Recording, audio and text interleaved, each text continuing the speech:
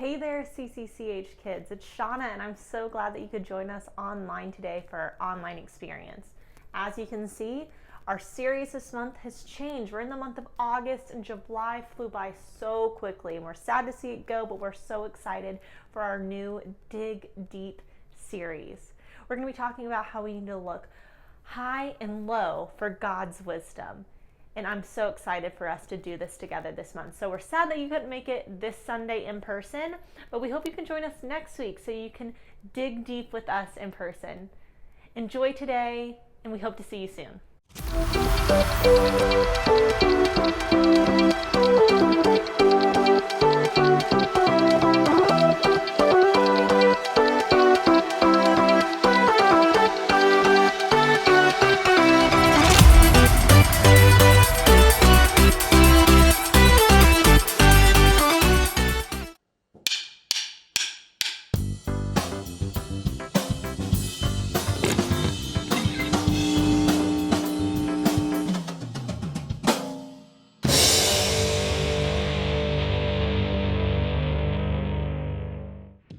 What do you do when you need to find something?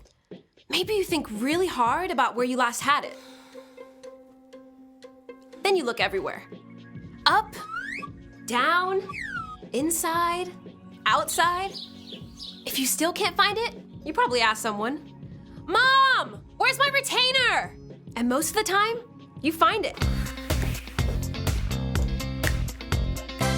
Unless it accidentally got dropped in here. But there is one thing you can always find. One thing that's always worth searching for. Wisdom.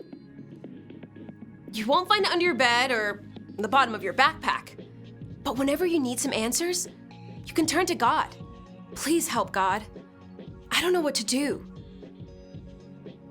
You can find it written down in the pages of God's Word. Wise people see danger and go to a safe place. You can find it when you talk with wise people, like a parent or small group leader.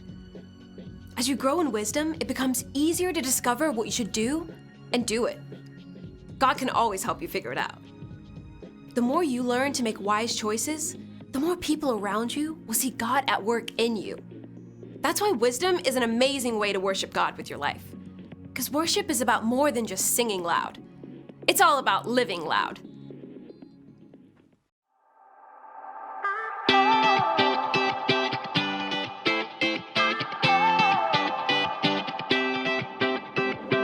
Whenever I need some answers, God, I turn to you. You are my help when I need wisdom. You always see me through. To know that you're chasing after me, it makes me wanna run to where you are. God, you make this journey worth it. I give you all my heart. When I don't know what to do, you help me figure it out. God, I run to you. When I need a solution, I have no doubt that I will run to you. I run to you. I run to you. I run to you. I run to you. Wherever there is freedom, I know that's where you'll be. You make me wanna do what's right and be the best version of me. To know that you're chasing after me, it makes me wanna run to where you are. God, you make this journey worth it.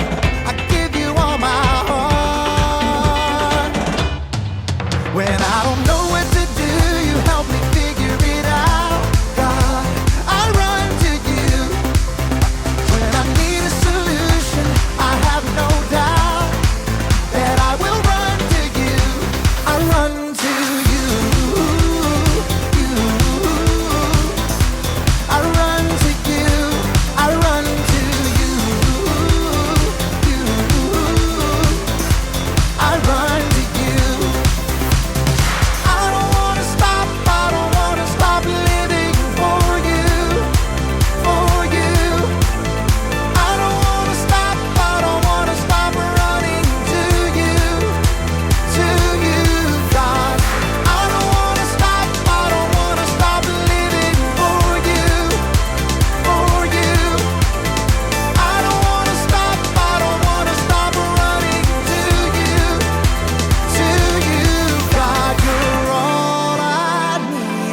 my source for everything.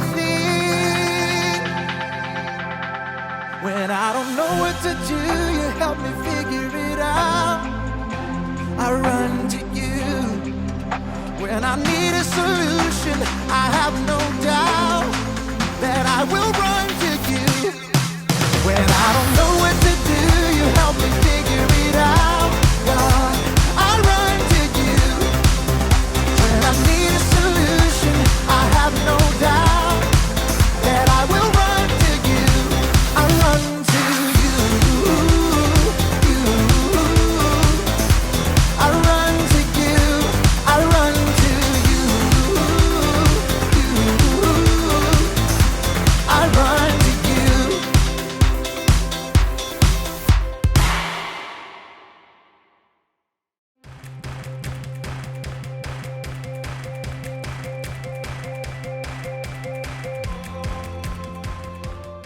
Hello, adventurers! It's me, Haley, or as I am known in treasure hunting circles, Arizona Haley!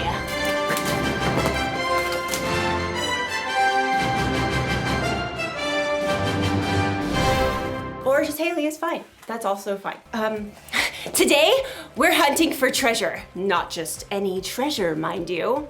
The treasure of wisdom. Wisdom is finding out what you should do and doing it. Now, you may be thinking, wisdom doesn't sound like much of a treasure, but treasure can come in all shapes and sizes. Like this piece of pottery. It doesn't look like much, but if you look closer, closest, there. If I had to guess, I'd say this artifact is probably a few thousand years old. Phoenician, probably. These markings suggest that this pot could be of Carthaginian origin. Some archaeologists had to travel a long way to find this fragment.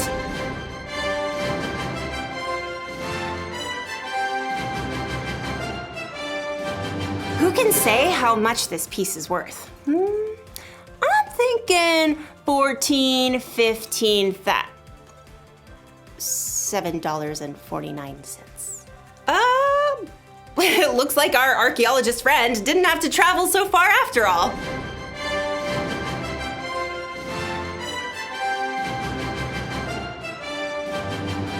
You see, you can find treasure anywhere. You can find it halfway across the world.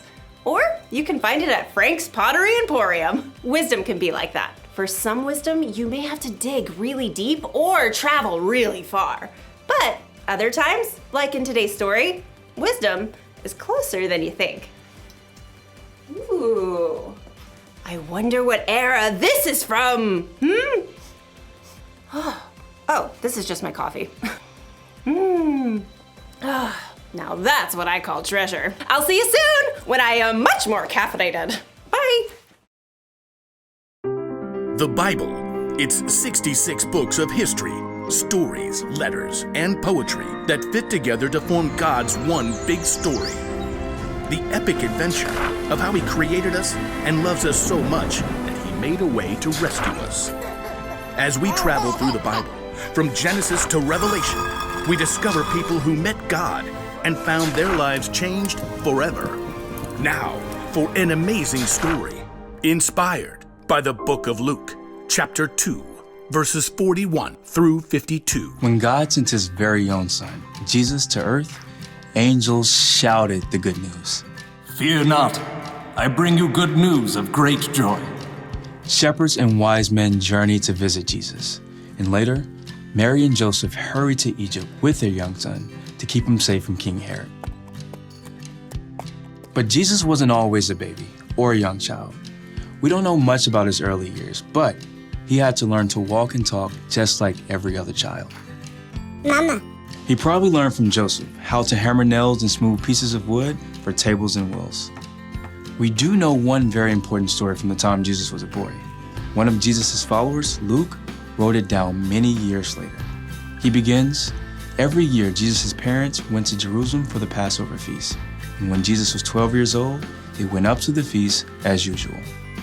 Lentils, water skins, extra sandal straps. Jesus, run and tell your father we're packed and ready to leave. Yes, Mother. The trip from their home in Nazareth to Jerusalem took several days. Friends and family traveled together. Jesus likely spent the day with his cousins and friends, finding his parents at dinner time. I brought sticks for the fire. I'll start this stew. We should reach Jerusalem by noon tomorrow. We don't know what Jesus thought or felt when he saw the city of Jerusalem perched on the rocky hillside ahead. Years later, he would enter the city to the shouts of cheering crowds. But for now, Jesus was just a boy celebrating Passover with his family. You remember where your cousins live, right? We're staying with them again. I can find it. All week, families celebrated with relatives. Together, they enjoyed the Passover feast. You, O Lord our God, have given us festival days for joy, in remembrance of the departure from Egypt. Blessed are you, O Lord our God. When the feast was over, Mary and Joseph packed and began their trip home along the crowded roads. At the end of the day, they stopped to set up camp. Jesus, can you start the cooking fire? Jesus? I thought I saw him with... No, that was before we left the city. Mary and Joseph searched through the nearby families, settling down for the evening. Have you seen Jesus? Not since he gave me the last potato pancake yesterday evening. No one's seen him. Since Jerusalem. We left him in the city. Frantic, Mary and Joseph hurried back to Jerusalem to search for their missing son. They immediately checked the home where they had been staying. Very sorry, but I haven't seen him. Mary and Joseph crisscrossed the entire city.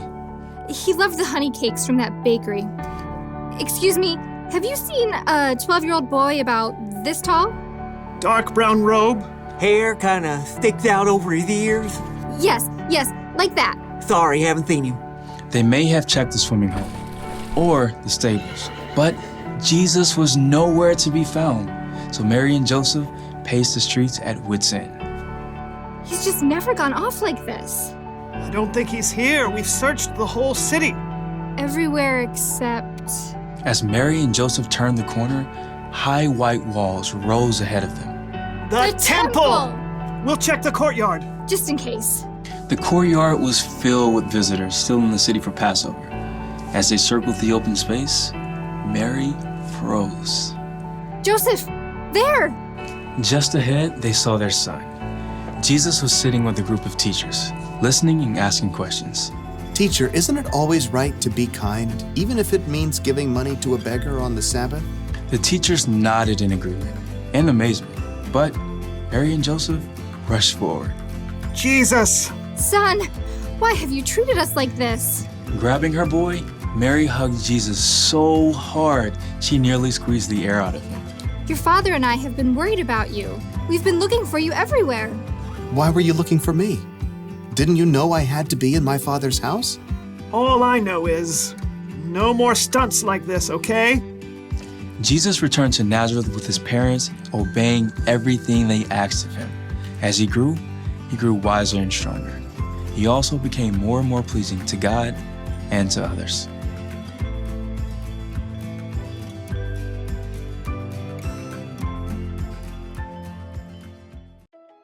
You want to know why wisdom is such a treasure? Because we have so many choices to make in our lives. Wisdom can help us know what to do and when to do it, what to say and how to say it, where to go, who to hang out with, all the choices. Wisdom is a very valuable treasure. So, where do we find wisdom? When Mary and Joseph were searching all over for Jesus, they found him in the temple asking questions and listening to wisdom from the teachers. So maybe we can search for wisdom from our church leaders.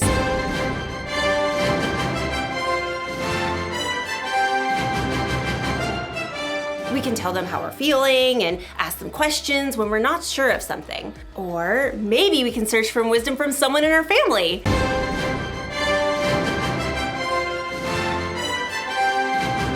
Your family probably knows you better than anyone, and they can help you make tough decisions in a way that no one else can. And there's another place that we can search for wisdom. Ta-da! The Bible is full of God's wisdom. Maybe you have one that looks like this. Or maybe you can find a Bible app on someone's phone, and then you should take some time to read it. Or have someone read it to you. Some people spend their lives searching for wisdom in the Bible. That's because wisdom is worth searching for. That's the one thing to remember today. Wisdom is worth searching for. Travel the world if you can, or look in your own home. But keep searching for wisdom. Valuable treasure awaits! Like this Etruscan urn shard. Ah! Hopefully that wasn't too valuable. Well, I will see you next time on our next adventure. I really hope we have some Etruscan glue.